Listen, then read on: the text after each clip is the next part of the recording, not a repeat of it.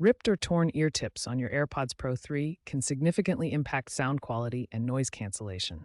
Fortunately, replacing them is straightforward. First, gently pull off the old ear tip from the stem. Then, align the new tip by size, small, medium, or large, and firmly push it onto the stem until it's securely seated.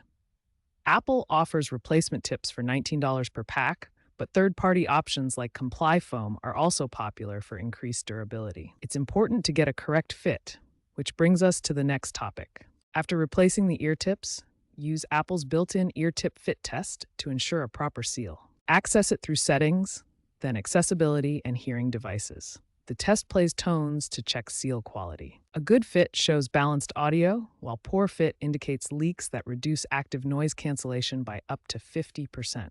Experiment with different tip sizes to find the best seal for your ears. For minor tears, apply a thin layer of silicone sealant around the rip and let it cure overnight. Be aware this may void your warranty.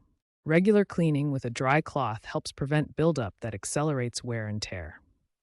Remember, a proper fit maximizes both audio quality and battery life.